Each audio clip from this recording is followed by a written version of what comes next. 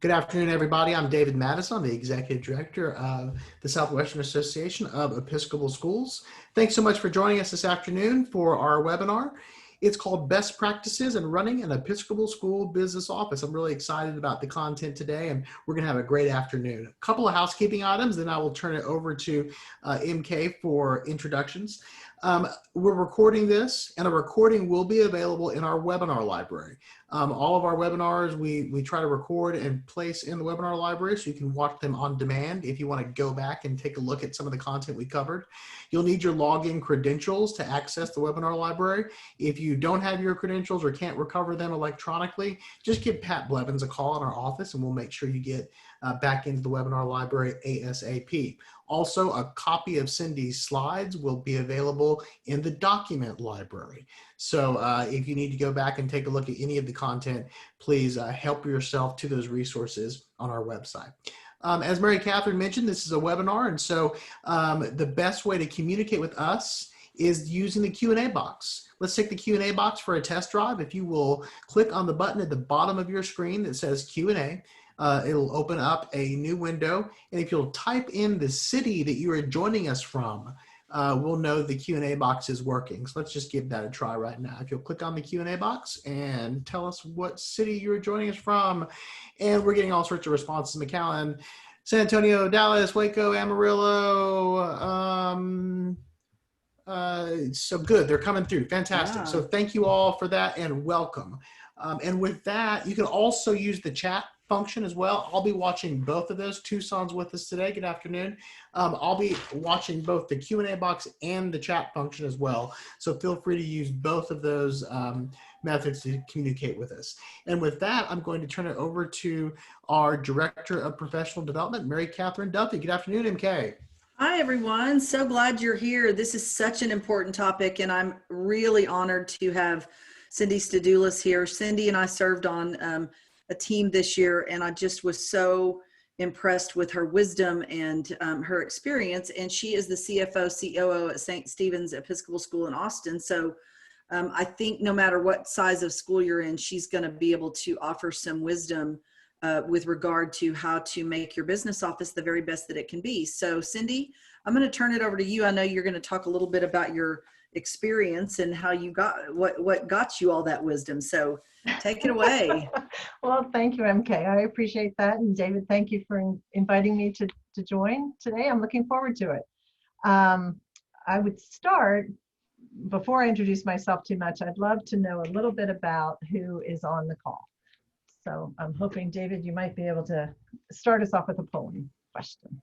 Should be up now. So if you would just take a look at this poll question and let us know what role you serve in your school, and that will give Cindy an idea of who's joining us today.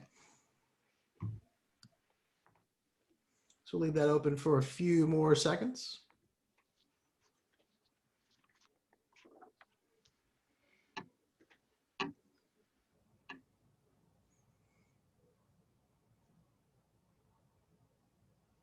And people are still responding. Last call on answers. Okay, let's see what we have. So most folks on the call today are business officers or CFOs. We have one other, and that person has typed in that her title is business manager. Super. Thank you. Thank you. Thank you. So let me tell you a little bit about myself. It's not advancing. I'm not sure what's happening here. There it goes. Just a quick slide about who I am, because I think that's helpful. I am now in my 34th year as a business officer at Independent Schools, as I had served 22 years at Princeton Day School, 7 in Englewood, New Jersey, 3 in Kentucky, and I found my way to Austin, Texas, and I'm loving it here in Texas. You'll see by the types of schools, most of my schools have been JK through 12 co-ed day schools, but I'm excited to be at a 6 through 12 co-ed boarding school here in Austin. And it is my first religious affiliation in a school. So I think that's also important to note, is it's going to come up later in our conversations and presentation. I have experience with 11 heads of schools. And I think what's important to note there is that my perspective today is really from the business officer perspective, trying to help us all try to figure out the best way and how to be the best versions of ourselves. Won a wonderful award, served on lots of committees, but I'm most proud of that little picture down in the bottom corner, which is my wonderful family with 5 children, lots of extras coming into the picture as we go, and 1 grandchild here and 1 on the way in December. So it's real exciting. But let me get us into the meat of the presentation, because that's just about me. I think what I have always used as a good model for me for being the best practice is going to the NAIS, National Association of Independent Schools, and really focusing on what pieces they see to be what we can do to be the best in our jobs. Understanding and promoting the mission, standards, and policies of the school, I think that's pretty evident. But more importantly, I would add even the culture of a school is very important in that good principle. The second would be working with and reporting to the head, working strategically with the head, certainly to support the board. Long-term management of the school, very, very important. Supporting the head and other officials in ensuring compliance and applicable laws. And you're going to hear a little bit about that and how we could work better with all of our administrative team later. So I think that's something we'll dig into a little bit deeper. Providing important assistance to the head in administrating the school, to the board in meeting its fiduciary responsibilities. And I think I should have highlighted the word through attendance at meetings. I think to make it the most effective relationship and the best way we can manage a good business office is really to attend board meetings and to understand what their directives are so that we can make sure that we can implement them and continue to contribute to the school. Next slide talks about managing the school's resources in a prudent manner, certainly again consistent with the mission, safeguarding those assets, and really having good, appropriate financial controls and procedures in place to follow. Accounting manuals, different policies and procedures, and great documentation of those. Next would be respect and maintain confidentiality. I can't tell you how important it is to really be confidential. Good friend of mine recently quoted that it is often the head of school and the business officer who know the good, the bad, and the ugly of the school every day they go home. And that's pretty important that it stays with you sometimes. That, you know, you don't want to be sharing some of that good, the bad, and the ugly necessarily. So keep that confidentiality really front and foremost in your standards for your own character. Maintain and fosters high ethical standards, integrity, respects colleagues, alums, the community, the different constituencies that we're going to interact with. Again, I think that has a lot to do with character and making sure that you're doing what, again, being the best version of yourself and doing what makes the office demonstrate to be a strong, giving people faith and confidence in what you're doing. Ensure human resource policies and practices are clearly articulated, consistently applied, and conform to legal requirements.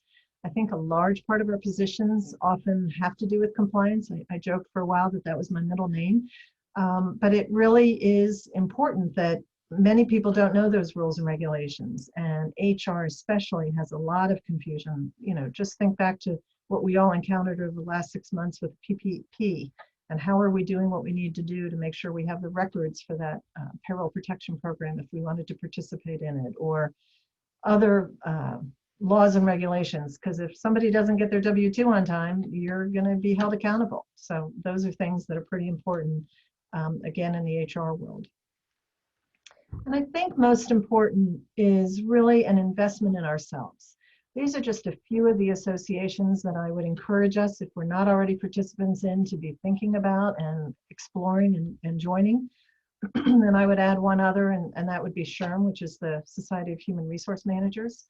But whether or not it's a regional ISAS or MISBO, whether or not it's an affiliation with the National Association of Episcopal Schools or SIES, NAIS, ISM, and NBOA, all very national organizations, I really think it's important to get out there, to explore, to listen, to learn.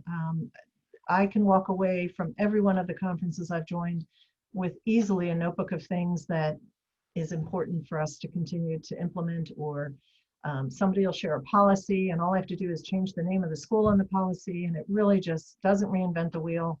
It's great to network and invest in yourself. And Cindy, I really want to plug MBOA as well. Yeah. They do wonderful work, and particularly in connection with COVID, they've really been doing some phenomenal work this year. They have Yeah. tremendous resource. Cindy, one thing I would say too about that is that I think business officers a lot of times are lost, kind of they're silent, and so they don't necessarily get first priority in professional development. You know, we're doing lots for our teachers, our heads of schools, administrators, but a lot of times the business officers, they're just writing the checks for everybody else. And so I'm glad you brought this up, because I think it's important for them to remember they need that development as well. Yeah. And I think, I don't mean to stereotype our business officers. Typically though, we're introverts. We find strength in our own inner thoughts and have a challenging time to get out there and be that extrovert in these organizations and meetings. So really though, it's worth overcoming that fear, get out there, do what you can to get the information, because the more you network, the more resources you're going to be able to receive and share. And almost every one of these organizations has a listserv. Yes, it contributes to your long list of emails that you get daily, but there's always somebody out there that can give you pretty quick feedback and guidance, which I think is huge. And it's oftentimes a free resource. So if I were to summarize those qualities that we just talked about for good principles of a good business officer, certainly a respect for the mission, the values, and the culture. Working as a strategic partner with both heads, boards, and administrative team. Valuing compliance, understanding the importance of compliance. Administering fiduciary responsibilities, making sure that we're doing what's needed to be done to safeguard and steward our assets. Enforce financial and internal controls. Make sure that you're doing what you need to do in order to have those internal controls. I was an auditor before joining independent schools, and joked as I audited banks and met up with internal auditors that, oh my goodness, we're kind of duplicating our services. I miss that in the school sometimes, just somebody to check and balance and make sure things are doing what they need to do. So make sure that you have those internal controls in place, and we'll talk a little bit about them more in a minute.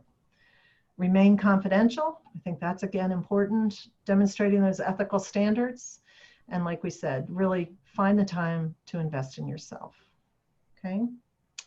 We're going to look at some of the challenges of a business office. These are just a few that we've identified, whether or not it's a small or a non-existent business officer. And we're going to dig into each of these topics in a minute. Maybe your head of school has little or no financial management, and they really depend on you for the finances, but they're the decision makers in the school. And so it's very important that you help them through that process. And we'll talk about that.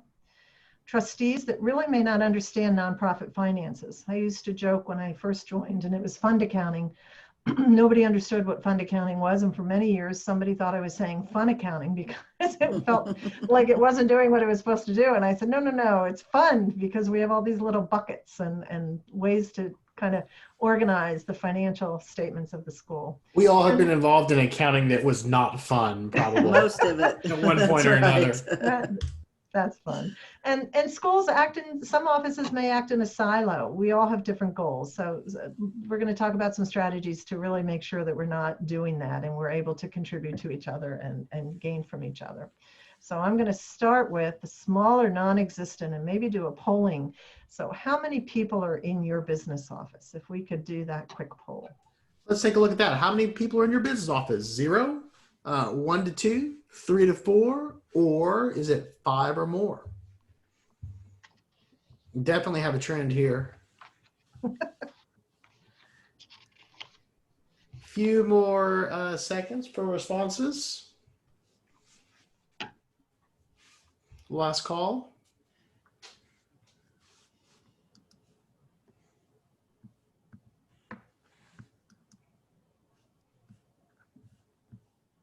Okay, let's see what we have. So definitely 1 Wow. to 2. We also had one person who responded in the chat that there were 2, and we had one person that responded in Q&A that there's 2. So Wow. definitely there's a trend with the participants that we have with us today. I bow to you all. That is very difficult. That is really very difficult. So congratulations on successfully managing your business officers in those roles. That's a challenge.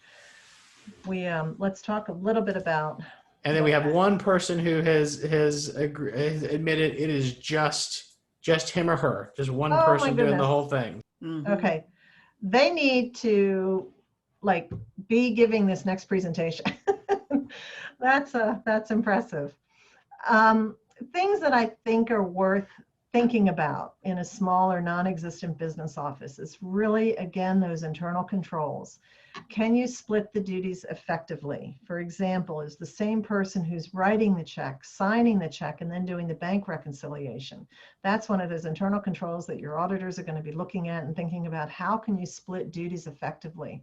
When you receive monies for tuition or for gifts and you deposit them, are you making sure that there's a split in duties in regards to recording those and then ultimately reconciling those?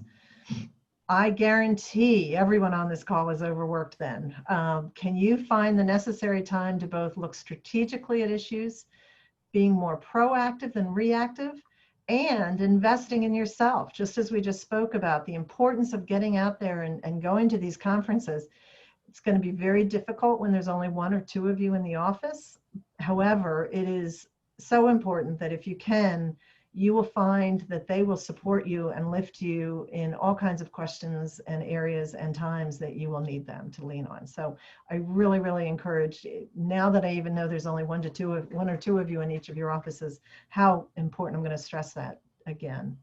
The other is that oftentimes your head or the board may step in to try to fill gaps. And what I worry about is that, number one, that's a distraction from their role. You want to make sure that they have the time to do what they need to do. A board member often being, well, is a volunteer for your organization. So obviously this is their, quote, second job sometimes. And the head of school, again, segregation of duties is important, but making sure that you're not distracting them from what's important and what they need to do. Mary Catherine, I don't know how easy it is for the questions or answer. You're going to pop in if there's anything that comes up, correct? Well, something that just jumped out at me is that one thing I would, and you may talk about this later, but I was just thinking about for those of our schools that have one person, I think one way to practically make it possible for them to be gone is to find, just some little things. Like when my business manager would leave, I knew how to write a check. She didn't love that I hand wrote it, but because I didn't like to get in her stuff, but I could. So I think some real practical ways to do that is just to have, maybe just a written sheet of things that get done during the day that must get done if somebody's gone.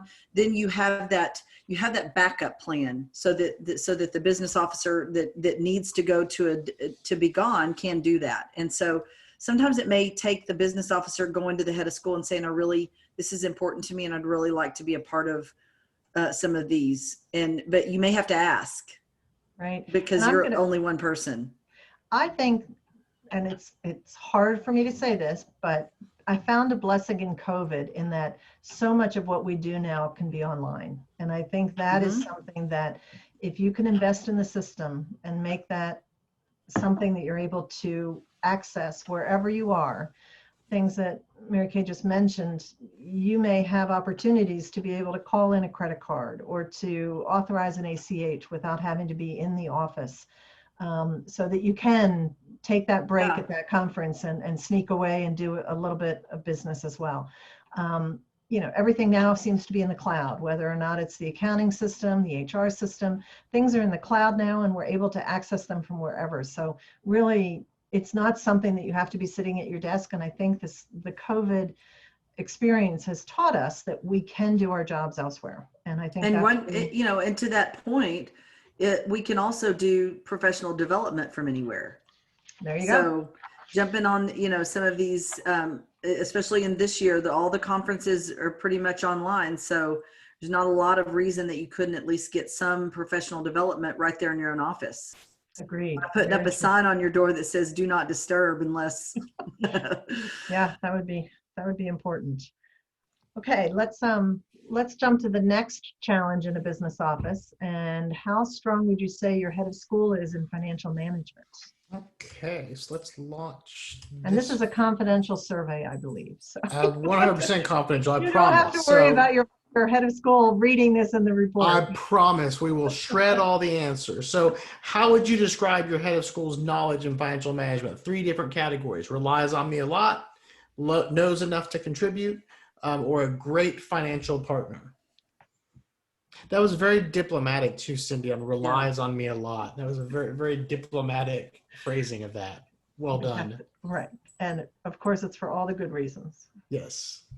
So, how would you describe your head of school's knowledge in financial management? We're going to wait for a few more responses. And if for those of us that are on a phone or a tablet, yeah, the polls are a little tricky. So feel free to type it in the chat or the Q&A because I'm not sure if it's as easy to do the polls if you are on a tablet or a phone. So we'll leave a few more seconds left for responses. And let's see what it looks like. So a little all over the map here. We've got one chat Yeah. response also that said great financial partner. So that's one more for that category. So yeah, we're tied really between knows enough to contribute and a great financial partner. Although with the write-in great financial partner, that actually pushed it over the edge a little bit. I like it. I think that's helpful. That's a great start. And good to know. Let me talk a little bit about head of school with little or no financial knowledge, even though I may only be speaking to about 1 or 2/3 of you. I think, and it probably applies to everybody, so hopefully this is where we're headed. I have found in my 11 heads, majority of them think with their heart. They're very loving, empathetic, approachable people who really are great listeners and want to certainly make great decisions, but at the same time often will lead with their heart. You feel compelled to take care of your community. They feel compelled to take care of the community. That may conflict a little bit with what you are doing in the business office and trying to make sure there's a fiduciary responsibility to the bottom line, that things are applied fairly and consistently, that you're not setting up a precedent if you're giving Johnny the opportunity to work from wherever he wants every week, and suddenly you have a security guard that's not on campus. And anyway, long story short, you want to make sure that you can apply rules and regulations and policies fairly. You certainly need to earn their trust and respect. I'm participating in a Leadership Academy with NBOA right now in the University of Vanderbilt. And we are talking a lot about what makes a good relationship between the head and the business officer. And all of us are leading with that trust and respect comment. Knowing that you can debate and discuss healthy within closed doors offices and then speak in a single voice outside of the office. If a decision's made in the office that you may not necessarily agree with, but you've had an opportunity to contribute all of the information you think you can in order to give that head of school the good information for them to make that decision, it's truly a decision that has been made, and you walk out of the office supporting it. Because if you start to falter, it will really crumble. The leadership and the confidence in the leadership will crumble. I think partnership being important, you need to be seen as a team. But like I mentioned, you may have conflicting goals. Don't forget, you control the purse strings. Think about at home how difficult it is when, husband and wife or spouses or partners may have different values of what they want to spend the money on that week. And how oftentimes the finances is what a couple will argue over. You need to make sure that the head of school and you are controlling the purse strings together, but absolutely allocating them to the appropriate ways. You have frequent contact with the board, which is their boss. And I think that's a dynamic that most of us don't have. Most importantly, the next item that I mentioned is that you may be involved in setting their salary. You're likely to be asked by the board to gather some data about what is the trend, what are you seeing in other independent schools, what's the average, the 75th percentile, and so on.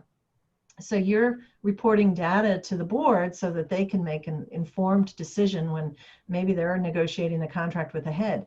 How awkward is that you're now negotiating potentially information that your boss, obviously it impacts their lives pretty directly. So you want to make sure that that trust and respect is there, and that you copy them, the board, the head of school, when you are communicating with the board, if you can, or in a situation like I mentioned with the salaries, I'll often after the fact talk to the head of school or before submitting it to the board saying, is there any other information that you think I should offer or I should research in order to contribute to the more data that they may want? So partner with them. I find it most helpful to provide them with options. Don't be Dr. No. Nope. Let's look to the business officer to say no all the time. Really provide them with options, consequences of their decision. If we want to do this, we can do it, but this is kind of what we're going to have to do in order to compensate for that. Or if we choose to go down that path, let's think about doing this or this. What are those 2 or 3 options that they may then be able to support? You're supporting their decision by giving them what options they need to think about. And like yeah, Cindy, that's I want to just speak to that point from the perspective of a head of school. It's many times school heads, not only are they loving and empathetic, I'm not sure I was either one of those, but I did have a big vision and I did have lots of ideas. And I think it can also be difficult. Trust can be broken when you are a Dr. No. And of course, that doesn't mean that you just say nothing, but it definitely, if you can let them brainstorm and think about, I mean, once I was able to develop, I had a great relationship with my head of school or my business manager. And one of the reasons I did that is because she let me talk and spew out my ideas. And she didn't make me feel like a spendthrift, was just spending all the money by having these ideas. Because at the end of the day, that's what makes the school roll, is ideas and evolving, right? And so I would definitely say that being both of those things, kind of holding both of those things gently, is a good idea in terms of building respect. Absolutely. And chances are that intimidation factor is pretty important because they may not understand it. So I think that's something that's important. And we talked a little bit about the no surprises. I copy head on emails that I want them to know that we're managing through, or I'll bring it to them in my regular meeting with them to say, hey, just a heads up, I want you to know this is going on and I'm managing it, but I want you to be aware that this is happening so that nobody's leaving my door and going to knock on their door and them saying, wait a minute, what's this all about? So I think that's pretty important, that you really keep them as involved in things that might be coming to their desk, so they're not surprised. All right, I'm keeping you all involved and on your toes. So a couple more polling questions, but this one is in regards to your board being financially savvy with that quote fund accounting or the net assets, the unique not-for-profit accounting we do.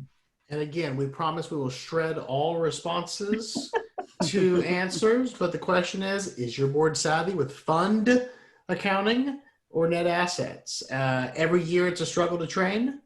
They sit with blurred eyes when I present financial issues. The room's quiet when I present, or there's some that really get it. So please let us have your vote, and you can also type it in the chat box, so that's easier, or the Q&A box. And I'm sure there's boards members with varying degrees of savvy. Sure. But I think in general, what do you experience? We've got one write-in that just says they have no idea. That's a fair assessment. One write-in, mixed bag of all. That's probably pretty accurate. So let's go ahead and end the poll, last call, and see what we get. So a little bit of 2 different responses. Handful, the room's quiet when I present. And then the majority said that there's some that really, really get it. We have another write-in vote. They're savvy with both. Good. All right, so let's talk about the board and what we can do to make sure that they know what they need to as a business officer and you're presenting to them.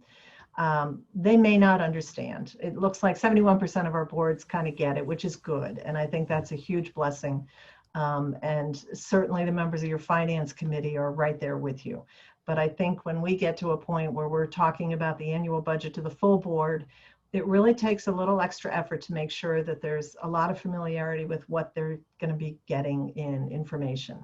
You have lots of opportunities to teach them. You probably serve on many of the committees: executive committee, finance committee, audit committee, investment committee, facilities committee, legal committee, other committees that I've also served on: strategic committee, trustee committee, advancement, compensation committee, curriculum committee, marketing committee. I feel like I should say committee 3 times fast. But the point here is that you have a lot of interaction opportunities with the board, and serving on these committees gives you that broad perspective of the activities that the board needs to do. You then need to think about, is your board a grassroots board? Do you have a lot of grassroots trustees, or are they strategic partners? Are they really involved in the operations, especially with small business offices? They may. We want to make sure that they're instead focused on mission, policy, and stewardship, and out there doing the good work of the board that they need to do. Again, not really always understanding the difference between corporate accounting or not-for-profit accounting. That's where I try to give them some examples, and I'm going to share some dashboards or information and ways that I'm trying to help to educate our board so that they know. But again, reminding them that rather than being financially driven, looking for that profit, looking for that money or the savings expense, really focusing on mission and reminding them that we're about our missions. I think it's important to note on the bottom that 60% of what trustees know from their business background is helpful to schools, but keep in mind that 20% they know doesn't really apply to schools. They're going to focus on that more corporate traditional accounting model, income and expenses, and just to remind us that we're income and expenditures. So it's a little bit different. Even though the word has more letters, it means something different to me.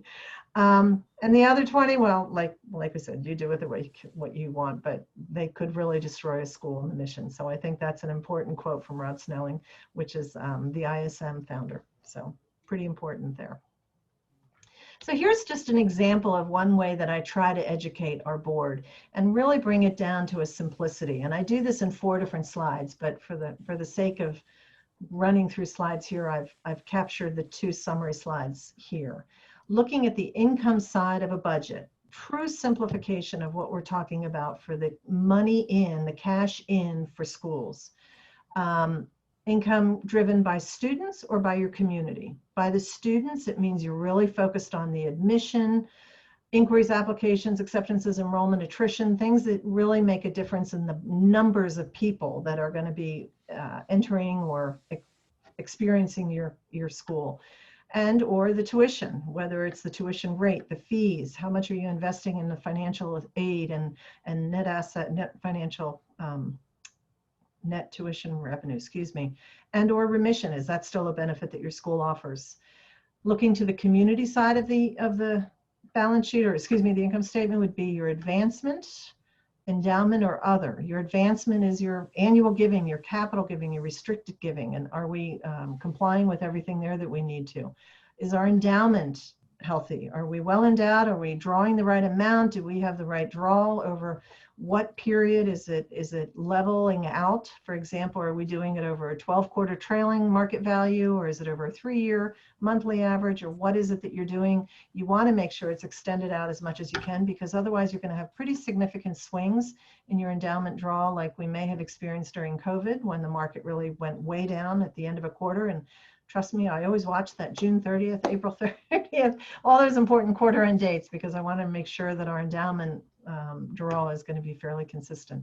And the other would be the auxiliary services, bookstore, whether or not you have special academies, summer programs, and any other program revenue, your cash flow earnings, the income that your bank account earns. And remember, trying to stress here to the board, I show that one slide with the chart, and then the next slide has that circle with that percentage around it that shows 89% of the budget money's funding is driven by our tuition and our enrollment. So how important it is for us to make sure that that's the main focus of our conversation in January when we're setting our tuitions and our assumptions in our budget.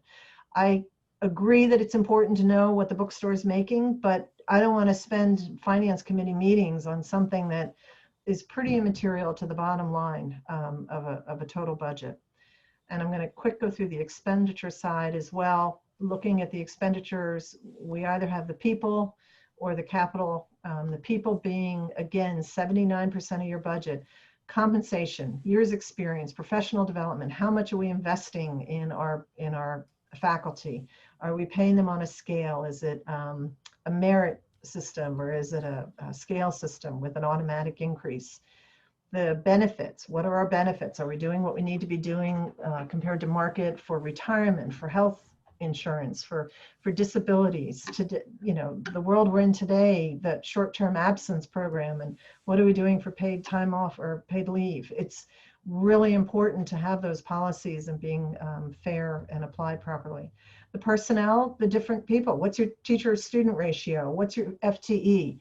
Excuse me, as we're going through the budget, I try to make sure I highlight in a chart what the FTE changes are year to year, because the more people, the more money, because 79% of our budget, like I said, is driven by the people side. And the other side, again, I really classrooms. like, Cindy, Sorry. I'm sorry to interrupt, but I just want to reiterate this. I think for our business managers in smaller schools, one of the things that this teaches, this gives a lot more information in this form than if you just give a profit and loss statement. And I think I would like to point that out to our business managers who maybe that's kind of their MO, is to throw out the financials. It's easy to do, something we did, but I really think this speaks to the issue of a board member glossing over their eyes. If you're doing this makes so much more sense. Yep. So yeah. I use it a lot in board training. Certainly in the new board members, as they come on, I talk about how our budget is driven, and this supports the timeline of our budget, because in January, when we're setting our tuitions and our salary pool and our financial aid budget, this is where I want them to focus on these big assumptions. Right. And then in May, we adjust it and tweak it basically. And then just at the beginning of our school year, when we know what our employees are, we know how many students we have, what our fee revenues are, then we're going to tweak and look deeper into those smaller programs. And, don't let them focus on, well, what does our math teacher need, and why does she get more than the English teacher? Because that's not going to help anybody. That's not where the money is. And to nickel and dime some of your faculty department chairs in the process, to me, is really going to help or hurt morale more than it will help it. You need to make sure that you're doing the best you can to give the teachers the monies they need to be in the classroom, and make sure at the same time they're paid well. So a little bit of both. Here's another chart, or another number of charts that I wanted to share. I do some benchmarking and dashboard, as showing on the left of the screen here, that really talks about how to train them of where to look for information. We have a trustee portal, and on the trustee portal, they can find a financial dashboard. And just that cover is down at the bottom that says trustee dashboard. But also, in all of my presentations, I do as much benchmarking as I can. I'm going to show them in a chart, which is a little hard to see here, but our school being in red, with different organizations that I'm sharing different statistics with. How do we compare in both tuitions and our salaries? Are we doing what we need to do in our different categories? And then on the left side of the page, one of the things that I just recently have added is this history that kind of gives them a financial lens of our reserves, reminding them that in 2015 they set a goal, and how are we at achieving that goal? And this is the most recent slide in 2019 that basically shows that yes, we're hitting our cash reserve goal, we're hitting our PRISM goal, we're just shy of it. And I think that's important for them to see that they're making progress. So because they're typically a 3-year term in a trustee, oftentimes then having a 2-term option. So they're going to look at things in maybe a 5-year history, and they're going to feel pretty proud of that kind of a chart to see that they have accomplished what the goal, what they've set out to achieve. And then down at the bottom, I'm showing this slide because I'm trying to demonstrate how important it is to show the same data in different formats, whether or not it's a pie chart, whether or not it's a chart that really identifies where the allocation of the endowment breaks down with dollars if somebody wants to see it, or as a percentage if somebody wants to see it. Plus a little verbal at the top so that they can read through the written at the top, just so they can read through to see what the different pieces of the endowment are. I use this as an example when we're talking about people don't understand what an endowment is, and can we use it, can we spend it or not, and what's the purpose. So again, like a savings account, we're going to keep it intact and so on. So I try to give them a little bit of background in a slide and then demonstrate different facts and figures in different formats. Okay, I'm going to move on unless Mary Catherine, you have something to add there? No, I really, again, I can't reiterate enough how this could be so helpful to alleviate the frustration that so many business officers have about people not understanding. So I love the way you've done this. And I would be glad if anybody's interested. I'd be glad to provide my email address, and you're welcome. I can send you charts that you can fill in your numbers, and it's really a simple thing. So anything I can do to help, especially if there's only one or two of you in your office. Yeah, that would be great, I'm sure. That'd be good. All right, so before we leave the challenges of the business office, do you have the support of your fellow administrators? And so let's launch this question. 3 responses here. Not as much as I need. Yes, we're a strong team. We collaborate well. Or too much. They want to help tell me how to do my job. So again, please vote. You can also, of course, type the answers in the chat box or the Q&A. While we're waiting for responses to come in, we've got a question. We want to start a dashboard. How do we get started? So yeah, a couple different approaches. If Cindy's willing to share some of her models, that's awesome. We also have a webinar on the calendar. I don't have the date in front of me. Late November about how to start a financial dashboard. So you can take a look at that as well. So it's not nearly as mysterious or challenging as it sometimes feels. It's really just coming up with a great way to visually depict the important data. So lots of different ways to get started on that. So Cindy will share information, and we have a webinar as well. Feel free to take advantage of that. Let's see what the responses look like. Look at that.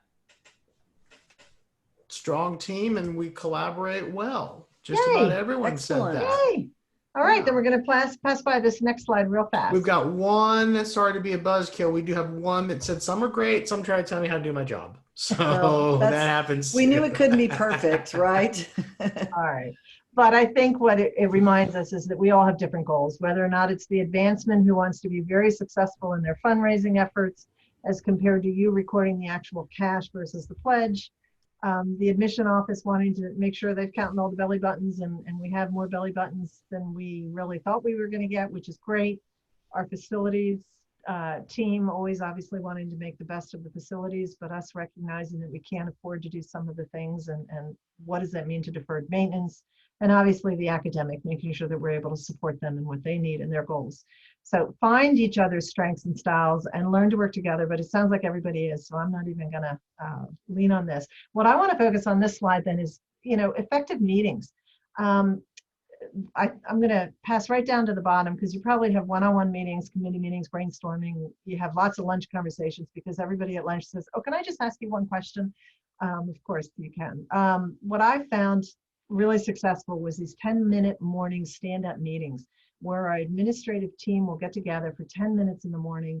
Literally, each of us has 1 minute to report, and we have to stand up because if you sit down, the meetings take longer.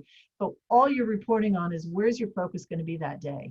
Oftentimes, you'll learn things about the program and the trip where the 8th grade's going, or, oh my goodness, I didn't know that was an issue at the playground, or all these different things you're going to learn in that meeting that you will benefit from. And it's good to be a listener and to walk away. And it's also good for you to be able to contribute what your focus has been, because it gives them a perspective of all of the craziness that's probably happening in your office on a daily basis. I think this is a very important, just to remind us to establish and respect clear lines of authority, knowing that the head of school is your boss and the head of school reports to the board. So really understanding that. You may be a parish day school, and obviously the vestry is a steward for the parish. In all of our schools, the school board is a steward for the school. I mentioned the head of school, and then all of your faculty, staff, and administration report to the head. So remember that the board has one employee, that's the head of school, and that head of school manages all of the other employees of the school. So pretty key, important note. We need to hire competent employees, because the better we each are at our jobs, the easier it is for the school to be successful. Instilling confidence in the school's management, showing good stewardship, reinforcing that supportive, non-siloed relationship, which I'm really proud of each of you to have already accomplished all that. And then giving the head of school the resources and abilities they need to count on in order to be successful in their jobs, I think is important.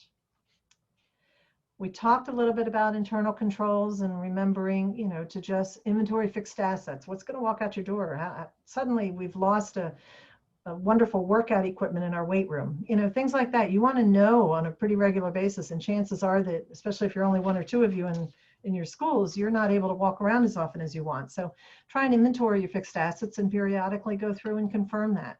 Reconcile banks, deposit cash quickly, require 2 signatures on checks over, and you determine what that amount is, because oftentimes it could be dependent on how large your checks are and what kind of controls you have in place for signing contracts.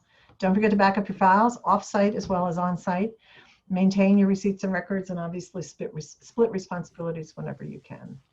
Cindy, I want to touch base with the financial policies because I've run into a few schools, and in the past, mine was one of them, that we just didn't have it all written down. And I think that's maybe something that happens often in maybe our smaller environments where it's, maybe I've been there a long time and it's always done it a certain way. Having it written down, having a board policy, financial policies, it's really important. And it really protects the business manager or the CFO as much as it does anyone. And so I would reiterate how important it is that our schools have financial policies, especially things like the 2 signatures on checks. How much are we allowed to spend without asking the board to change the budget, or how much are we, those kinds of policies need to be written down. Good point. And an accounting manual or business office manual is a great place. I'm participating in a listserv, and they just recently asked anybody have samples. So again, visit NBOA websites and you can find samples of those kinds of accounting manuals, and the different policies that you would want to make sure that you're capturing in them is real helpful. Full transparency. I think I would rather people know what's happening than to get that surprise later when I said, well, I thought I could fix it, but I can't. And I'm just a full transparency person. So I think it is important to always be as open and honest and transparent as we can. Again, the no surprises. I'm big on fair and established policies. I'll follow the policy. I'll challenge it if it's appropriate to reconsider, is it the right policy, but I'm going to follow it until it's been changed. So again, just really maintaining transparency between your work, the board's work, the parish's work, and who's responsible for what. I think it's very, very important and helpful. And I'm going to stress again the importance of educating your board, whether or not it's in a new member orientation. Maybe your board members have mentor programs. Certainly want to do a succession planning if you have a finance committee chair that has been great for many, many years and is about to leave. You want to make sure that you have a good person identified for that position. There should be annual board training, whether or not it's as simple as a 5-minute presentation of that slide that just really talks about the budget and the fiscal responsibility that they have. Try and provide monthly financial reports every month you can.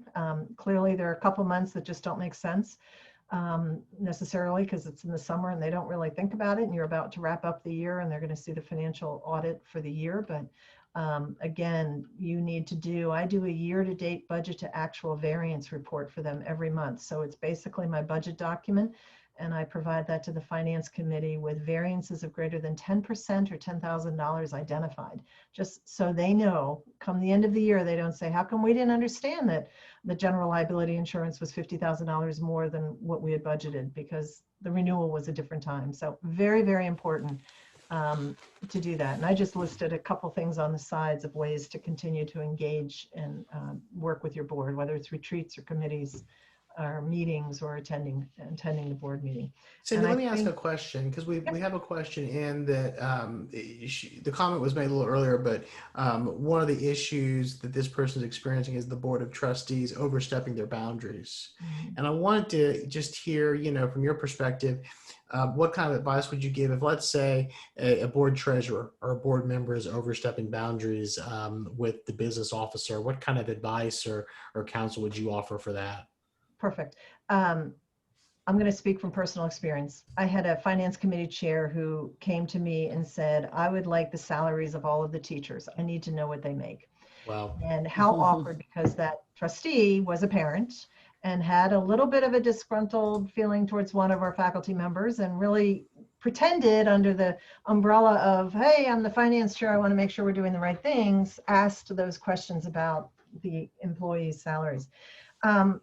I shared with them that I would feel more comfortable in more of a benchmarking with not the specific names and data. At the time, I was not at a religious affiliated school, so I had to provide a 990. And I said, if they're interested in the top salaries, they can go to the 990, but I am not going to share individual salaries. And if they would like to speak with the head of school, that would be the person that would be, I would encourage them to have that conversation with the head. Really, you tread lightly. Yeah. You obviously don't want to tell them, no, you can't have this information. You offer other ways of getting them the information they need to do their job better, not the information they need to help their child go through the math class, to be more successful. So I think that's my best guidance, is to really engage the head of school in the conversation. As soon as that trustee walks out of the office, you're going to pick up the phone, and the first person you're going to call is the head to say, hey, this is what happened and this is how I responded. But again, I like to provide options. I don't want to be transparent on some things that are obviously confidential, but I do like to provide options. Can I give this information to you in a chart that shows the experience of our teachers and how they line up to where the norm is? Can I give this information to you in a benchmark that may show how we compare with the school down the street in salaries, or the public schools? Provide other options and ways around it. Excellent. Thank you.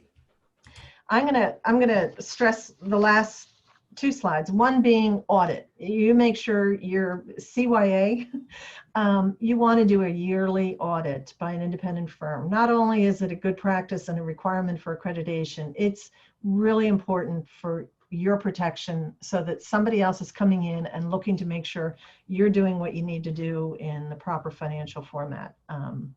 And you may not know the proper financial format. You may not have all the experience that you need, and they are a great partner in asking the question. They know what to do. And so I've often leaned on them to say, hey, I'm thinking about changing my chart of accounts, but I want to make sure I'm capturing the information I need. Our Parents Association dues. Are you okay if I put it here as an agency rather than as an income? And it's partner with your auditors. I think it's very, very helpful and keeps them engaged in the importance of what's happening and what they're going to find when they come out to look at your books. And my last slide is really on risk management and the importance of that. Certainly as a CFO, making sure you have adequate insurance limits, certainly to protect your board as well with the officers and directors liability, but your head of school, your organization, you want to make sure that heaven forbid something happens, you have the necessary insurance. And it's a little bit less financial for us, but making sure that there's safety and security protocols. And I am confident that we all have been focused so much on COVID-19 that I didn't even need to put it on the slide, but I thought it was important to make sure that if you have a handbook, that you have a pandemic addendum to it, so that they know what's expected. Can I work from home? When can I work from home? What kind of leave is expected of me in the Family Cares Act? Things like that. So real important for risk management of the school and financial management, in my opinion. So I'm going to leave it with questions, and I think we only have a few minutes, so I'm sorry if I talked longer than I should. No, we're good. We do Great have information. we do have about 5 minutes left. So I'm going to stop the recording just so that everyone can speak freely. And if you're joining us by the recording, thank you so much for being with us today.